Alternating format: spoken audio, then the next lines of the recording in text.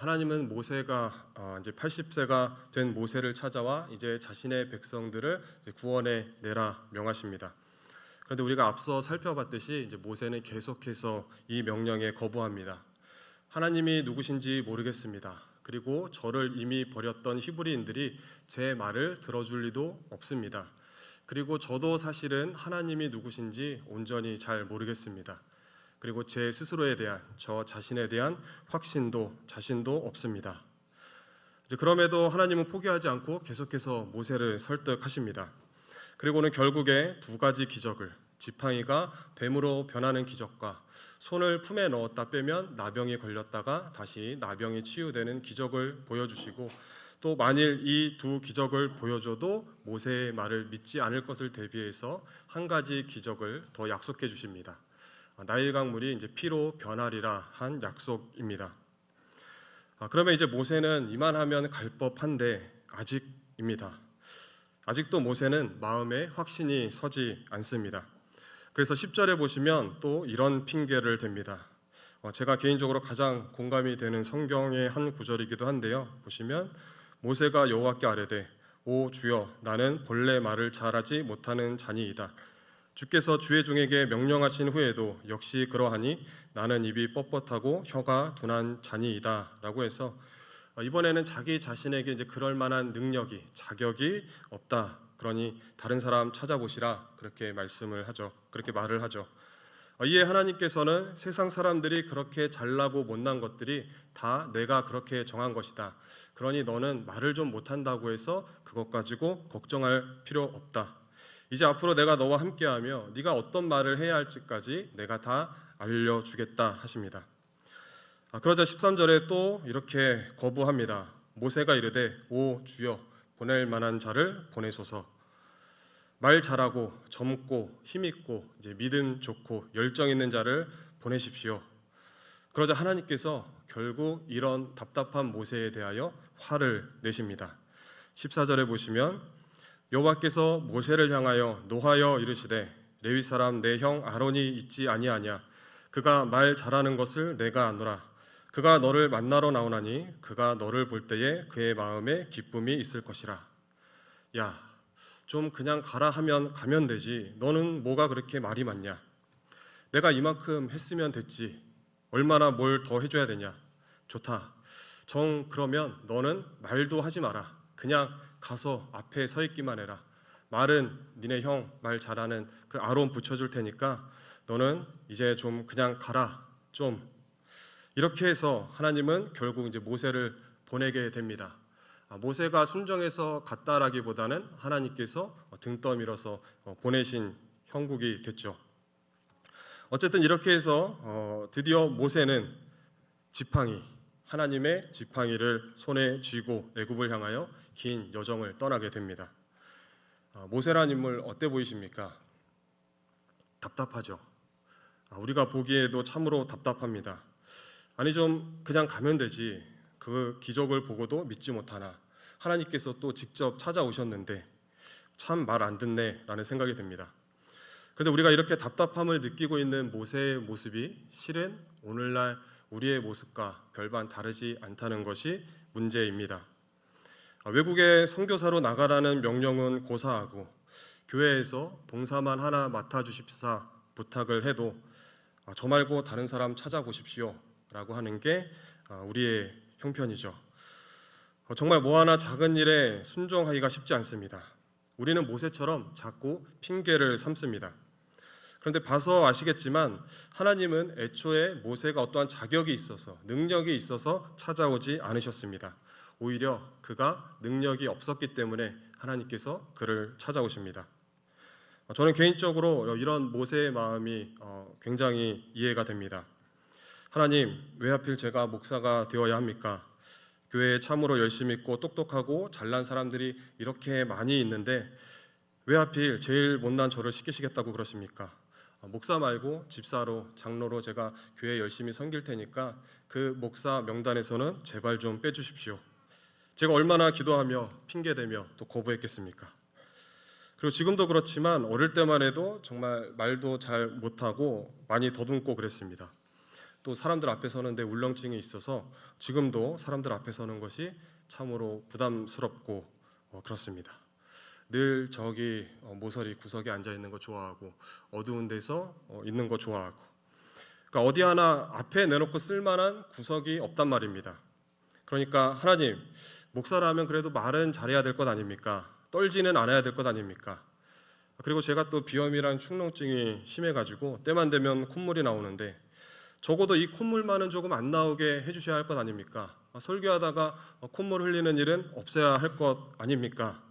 뭐 하나 고쳐주시는 것도 없으면서 왜 저를 사람들 앞에 세우시겠다 그러십니까? 전 됐습니다. 비염 없는 사람 한번 찾아보십시오. 그리고 지금도 여전히 저는 이게 기도의 제목입니다. 하나님, 오늘은 떨지 않고 중간에 머리 하얘지지 않고 한 시간만 제 심장 좀 꽉 좀 붙잡고 계셔주세요. 한 시간만 콧물 안 나오게 해주세요. 항상 이 위에 오르기 전에 뭐 대단한 기도하는 거 아니고 그 기도하고 올라옵니다.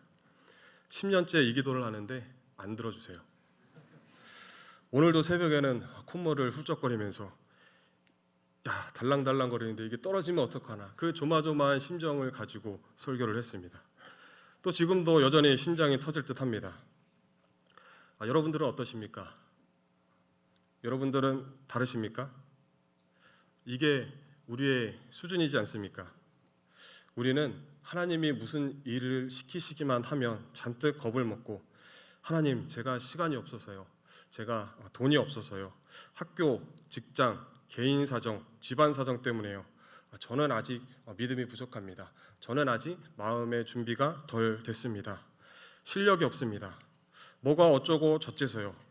그리고는 제가 가지고 있는 이 부족함을 좀 채워주신다면, 돈을 좀 주시면, 건강을 좀 주시면, 뭐 좀 해주시고 제 문제 좀 해결해 주시면 제가 그때 가서 정말 남부끄럽지 않게 하나님 앞에 신앙생활 열심히 해보겠습니다. 이게 언제나 우리의 기도 제목이죠. 그때는 무슨 그때입니까? 지금이 그때입니다. 여러분들이 생각하시는 그렇게 모든 조건이 완벽하게 갖춰져서 정말 신앙생활 원 없이 할 수 있을 만한 그때가 여러분들이 사시는 동안 찾아올 거라고 생각하십니까? 안 옵니다. 그런 말이 있죠. 그동안 사는 게 바빠서 애들 키우고 또 그렇게 사느라 바빠서 제대로 놀지도 못하고 이제 조금 살만해져서 놀러 다녀야겠다, 여유가 생겼다 싶어서 보니까 어느덧 80이라. 노는 일도 이렇게 마음대로 안 되는데, 주를 위해 섬길 만한 때, 헌신할 만한 때, 내가 만족스럽게 주님을 위해 헌신할 때가 찾아오겠습니까? 그냥 그렇게 시간을 다 보내고 나면 훗날 나이가 들어서 하는 생각이 뭐죠? 그때 좀 잘할 걸. 그래도 그나마 그때 조금 더 잘할 수 있었을 텐데. 지금이 제일 좋을 때입니다. 여러분들에게 매일 주어지는 현재라는 그 시간이 우리가 신앙생활하기 더없이 좋은 바로 그때라는 사실을 기억하시고 이 기회를 뒤로 미루지 마시기 바랍니다. 부모님들이 자녀들 보며 그러죠. 니네 때가 제일 좋아. 그때가 신앙생활 하기도 제일 좋아. 그 똑같이 젊은 부부 집사님들 보면서 우리 권사님들이 그 생각하고 계시다는 거 아십니까? 너네 때가 제일 일 잘할 수 있고 제일 섬기기 좋을 때야. 그런데 이제 권사님들, 어르신분들, 하나님께서 권사님들 보고 그런 생각하고 계시다는 거 아십니까? 너네 때가 가장 일하기 좋을 때다. 모세는 아직까지도 기초적인 신앙밖에는 없는 사람입니다. 하지만 우리는 지금의 모세와는 달리 하나님께서 함께 하신다는 것이 그 어떤 의미보다도 큰 의미가 있다는 것을 알면서도 정작 현실에서는 모세와 마찬가지로 하나님께서 함께 하신다는 것만으로는 만족을 하지 못하고 믿지를 못하고 있죠. 오늘 우리들은 모세를 보면서 답답해하고 있지만 사실 하나님은 오늘 모세를 보며 답답해하고 있는 오늘 우리들을 더 답답해하고 계실지도 모릅니다. 다른 것을 핑계대며 불평을 하며 그렇게 여러분들에게 주어진 다시 오지 않을 이 현재라는, 지금이라는 시간, 참으로 복된 현재를 그냥 허비하지 마시기 권면합니다. 우리는 모세를 설득하시는 하나님의 모습을 보면서 생각해 봐야 할 게 있습니다. 우선 하나님께서 모세랑 대화를 하신다는 겁니다. 사실 이건 엄청나게 놀라운 일입니다. 하나님의 말씀이 어떤 말씀입니까?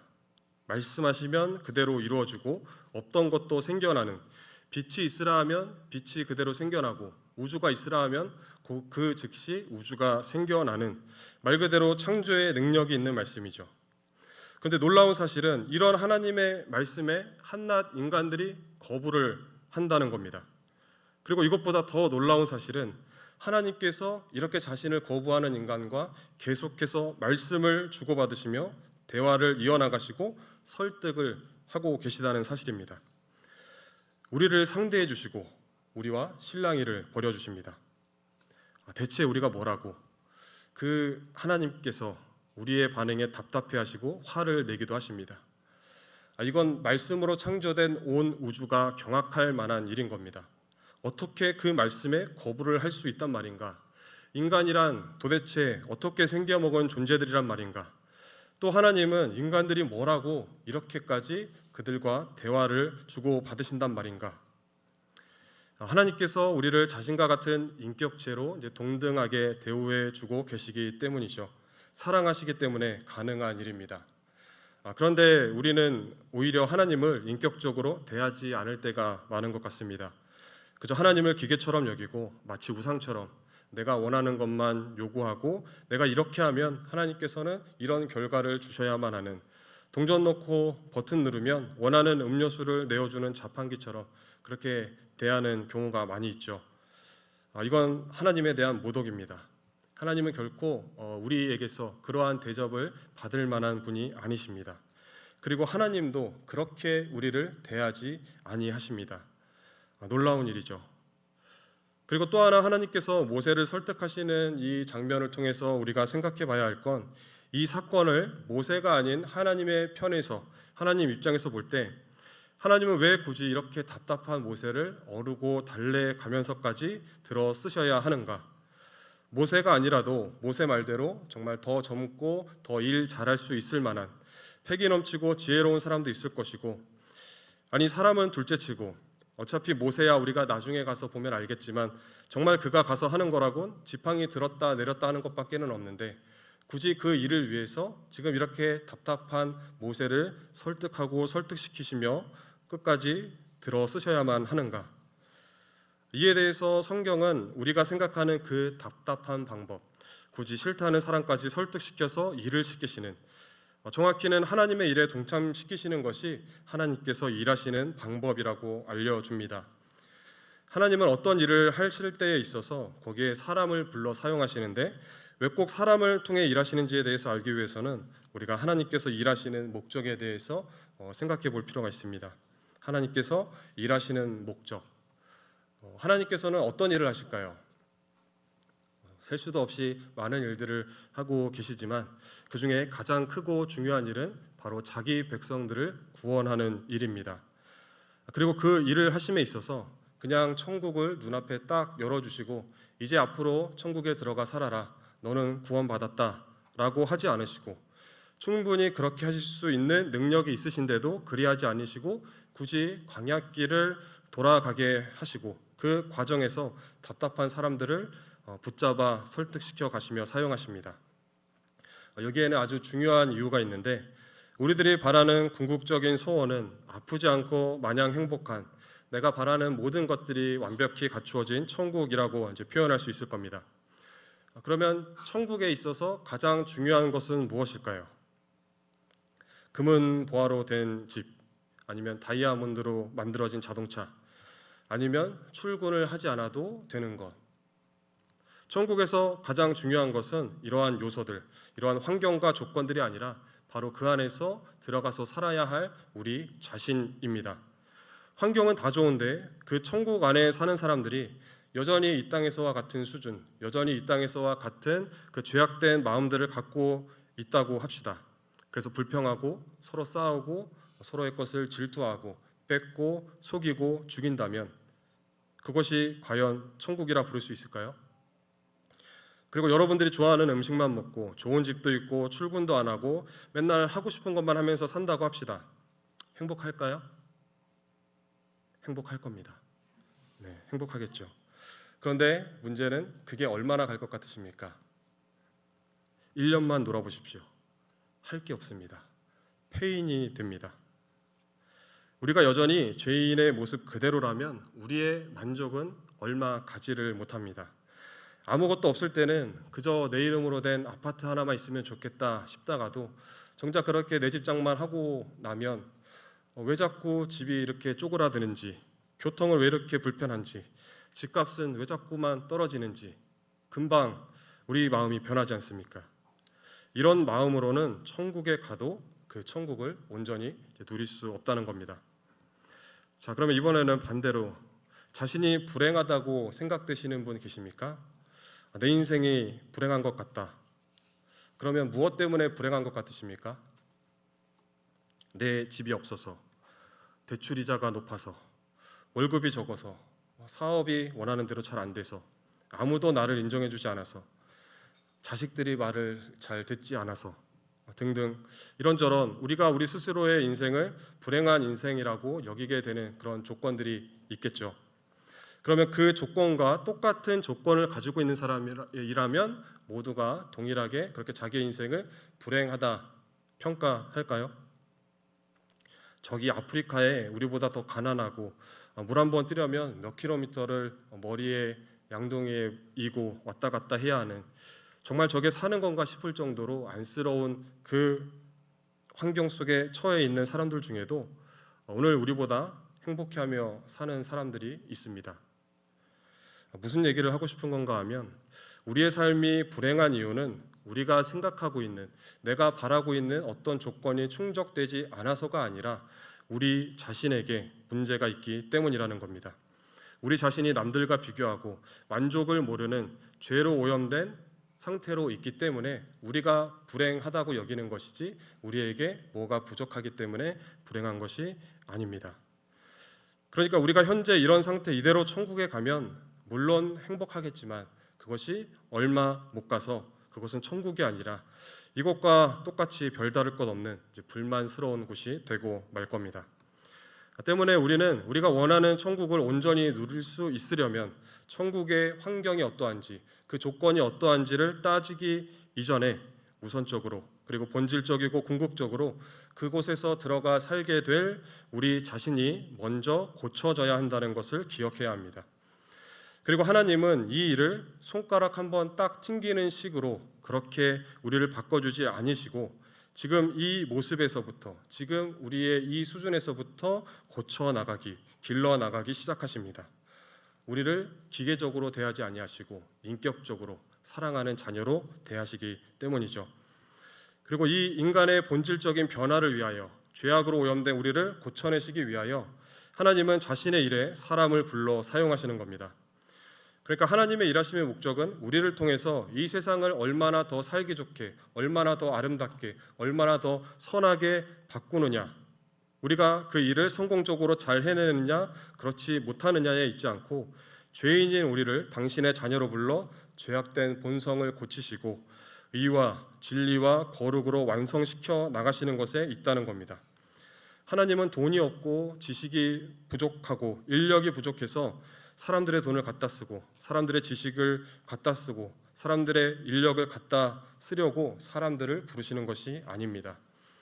하나님은 모든 시간과 세상 속에서 일하시며 하나님의 나라를 완성해 나가시는데 그렇게 하기 위하여 이 세상을 바꾸시거나 우리가 만족할 만한 세상을 우리에게 주시는 것이 아니라, 다시 말해서 세상을 변화시키기 위해서 예를 들면 성도 한 사람을 잘 키워서 훌륭한 정치인으로 만들고 세계 최고의 재벌로 만들어서 이 세상의 전쟁을 종식시키고 기아에 허덕이는 사람들을 구제하시는 것으로 일하지 아니하시고 반대로 온 우주와 모든 역사를 사용하셔서 여러분 한 사람들을 의와 진리와 거룩함으로 나아가도록 변화시키는 것을 목적으로 하고 계시다는 겁니다. 그러니까 다시 정리하면 하나님께서는 나를 통해서 이 세상을 변화시키시는 것이 목적이 아니고 이 온 세상을 통해서 나라는 한 사람을 변화시키는 것이 목적이라는 겁니다. 하나님께서 여러분들 한 사람 한 사람을 고치시고 가르치시고 길러내시기 위하여 이 온 세상을 움직여야 할 만큼 우리 모두는 참으로 바뀌지 않는 답답하고 연약한 존재이지만 동시에 그만큼 크고 놀라운 하나님의 사랑을 받고 있는 귀한 자녀들인 겁니다. 하지만 중요한 것은 우리가 그렇게 하나님의 크고 놀라운 사랑을 받고 있는 존재라고 해서 우리가 하나님과 함께 역사를 만들어내거나 내가 없으면 하나님께서 일을 하지 못하신다거나 우리가 어떤 하나님의 결정에 근본적인 영향을 줄 수 있는 것은 아니라는, 그런 하나님과 대등한 존재는 아니라는 겁니다. 이것을 보여주는 것이 바로 오늘 본문 사건입니다. 어쨌든 모세는 20절에 하나님의 지팡이를 들고 애굽으로 출발합니다. 그런데 지금까지 잘 기다려주시고 용납해주시고 어르고 달래서 설득시켜 놓으시고는 갑자기 순종하겠다는 이 모세를 죽이시려고 찾아오시죠. 우리를 참으로 당황케 합니다. 왜 찾아오셨는가? 왜 그를 죽이려고 하셨는가? 이제 본문에서는 할례가 문제가 됩니다. 이 할례는 여러 가지 의미가 있지만 상징상 남자의 생식기를 잘라낸다는 것을 의미합니다. 그래서 약속의 자녀들, 하나님의 약속을 받은 자녀들은 인간의 생물학적인 힘에 의해서 태어나는 것이 아니라 하나님에 의하여 주어지는, 하나님의 은혜로 주어진 자녀들이라는 것을 의미합니다. 그래서 이 언약의 민족인 이스라엘 백성들에게 있어서 이 할례는 매우 중요한 문제였습니다. 그런데 아마 모세는 3개월간 부모 밑에서 자랐기 때문에 율법대로 이스라엘 민족의 전통에 따라서 이제 8일 만에 할례를 받았을 겁니다. 그러나 이제 모세가 미디안에 나와서 얻은 그의 자식들에게는 아마도 할례를 행하지 않은 것으로 보입니다. 그래서 하나님께서 이 일로 모세를 죽이러 찾아오셨고 모세의 부인 십보라가 이 일을 알고 자기 자녀들에게 급히 할례를 행하고 모세의 목숨을 살립니다. 이것은 하나님이 세상을 바꾸시는 일에 나를 부르셨고 그 목적이 나에게 있다고 해서 내가 하나님과 대등한 위치에 있는 존재는 아니라는 것을 보여주는 사건입니다. 하나님만이 세상의 주인이시며 역사의 주인이시며 그만이 모든 결정권을 가지시며 우리는 그분의 통치 아래에 있는 존재들이라는 뜻이죠. 우리는 하나님의 복주심과 은혜로운 약속의 부름을 받았고 또 하나님이 우리를 자녀로 대접하시기 때문에 모세와 같이 우리의 응석도 받고 떼씀과 불평도 받고 또 모세에게 그리하셨던 것처럼 시간을 가지시고 설득하시며 또 애정도 가지시지만 그렇다고 우리가 하나님의 말씀을 어기고 우리 마음대로 살아도 되는 그런 존재는 아닙니다. 하나님과 우리 사이에는 우리는 하나님의 주권 아래 있고 그분의 통치를 따라야만 한다는 그런 존재론적인 분명한 차이가 존재합니다. 또한 아무리 하나님께서 이스라엘 백성들을 구원하셔야 하고 그 일에 모세를 사용하시기로 했다손 치더라도 그 이전에 모세라는 한 사람을, 오늘날에는 나라는 한 사람을 바로 세우는 것이 더 하나님께는 시급하고 중요하다는 것을 보여주는 사건이기도 합니다. 이스라엘의 수많은 백성들을 구원해 내셔야 하는데 그리고 그 일에 모세를 지도자로 들어 사용하기로 하셨는데 그래도 그 어떤 일보다도 지금 당장 모세 한 사람을 바로 세우는 것이 하나님께는 더 중요하다는 것이죠. 우리도 오늘날 주의 자녀로서 전도도 해야 하고 봉사나 구제도 해야 하고 해야 할 일들이 많이 있습니다. 그리고 하나님께서는 그 일에 우리들을 불러 사용하시는데 그 일을 이루는 것보다 그 전에 나라는 사람이 우선 하나님 앞에 바로 서는 것이 중요하다는 말입니다. 하나님이 여러분들을 통하여 어떠한 큰 일을 이루시기로 했다 할지라도 그 어떤 일보다 우선은 여러분 자체를 변화시키는 것을 하나님께서는 더 중요하게 여기십니다. 여기서 우리는 다시 한번 하나님의 일하심에 있어서 인간을 쓰신다는 것이 어떤 의미를 가지는가 분명히 이해하게 됩니다. 그러니까 전도나 봉사 또 그 외에 많은 신앙생활과 주의 일들 역시도 우리에게 주어진 일들이고 그 일들 자체로도 너무나 중요하지만 그것들이 하나님의 일하심의 주된 목적이 아니라 실은 그것보다도 전도와 봉사를 통하여 나를 변화시키는 것을 하나님은 제1 목적으로 삼으시고 일하고 계신다는 뜻입니다. 그래서 하나님은 언제나 완벽한 자를 부르지 아니하시고 언제나 부족한 자들을 불러 사용하십니다. 전도를 예를 들면 전도는 분명히 다른 사람들에게 복음을 전하고 그 복음을 통하여 그 사람이 구원에 이르도록 하는 그 상대방을 위한 일이죠. 그러나 그런 전도마저도 사실은 다른 생명을 구원하기 위한 목적만큼이나 어쩌면 그 이상으로 그 전도 활동을 하면서 변화될 우리 자신을 위한 일로, 하나님께서 나를 고쳐내시기 위한 수단으로 우리에게 허락되고 있다는 겁니다. 여러분들 정말 사랑하는 누군가를 위해서 간절히 전도에 임해 보신 적 있으십니까? 우리 교회는 그런 분들이 많으신 걸로 알고 있는데 쉽지 않죠. 그 과정은 정말 쉽지 않습니다. 인내해야 할 것도 많고, 또 신경 써야 할 부분도 많고, 또 시간도 들어가야 하고, 또 필요하면 물질도 드리며 눈물 흘리며 기도해야 하는, 온갖 정성을 다 해야 하는, 그래도 마음대로 되지 않는 정말 어렵고 힘든 일인데, 놀랍게도 그렇기 때문에 그런 과정 속에서 우리 자신이 먼저 변화되고 또 우리 자신이 하나님의 은혜가 필요하다는 사실을 인식하게 됩니다. 그런 시간들 속에서 사랑과 희락과 화평, 오래 참음, 자비, 양성, 충성, 온유, 절제와 같은 성령의 열매들이 맺히게 됩니다. 그래서 전도는 남을 위한 일이기도 하지만 사실은 전도에 임하는 나 자신을 위한 일이라고도 할 수 있습니다. 모세는 이제 지도자로 세움을 받아 그 백성들을 인도하는 일을 하게 되는데, 이 일에 있어서 누가 가장 큰 혜택을 입고 누가 가장 크게 성장할 것 같으십니까? 하나님과 그의 백성들 사이에서 제일 많이 고생하는 모세가 가장 많이 성장하고 변화됩니다. 우리는 주의 일을 할 때 때론 마음이 상하기도 하고 시간과 물질을 손해보는 것 같기도 하지만 사실은 그게 다 우리에게 손해가 아니요, 그에 필요한 것들은 하나님께서 우리에게 다 채워주시며 궁극적으로는 나를 주의 자녀로 만들어 가시는 작업이 됩니다. 오늘날 여러분들도 이해되지 않는 상황들 속에서 힘들어 죽을 것 같고 하나님이 계신가도 싶고 나를 버리신 것은 아닌지 의심이 들 때도 있으실 겁니다. 그러나 사실은 그게 다 하나님이 우리를 그냥 외면하고 계셔서 그런 것이 아니라 하나님께서 모세처럼 답답한 우리들을 고치시려고 그냥 그 수준으로 가만히 내버려 둘 수 없어서 여러분들의 삶에 직접 찾아와 간섭하시고 개입하고 계셔서 그런 겁니다. 하나님은 오늘 모세도 죽이려고 하셨습니다. 그 위대한 선지자가 될 모세마저도 다른 이도 아닌 하나님께서 직접 죽이려고 하십니다. 그런데 정말 죽이시려는 것이 아니라 이 사건을 통해서 먼저 모세라는 한 사람을 바로 고치시고 세우시려고 그리 하셨던 거죠. 하나님은 우리를 고쳐내시기 위해서라면 우리를 죽일 작정까지 하고 계시다라는 겁니다. 이 말의 의미를 이해하시겠습니까?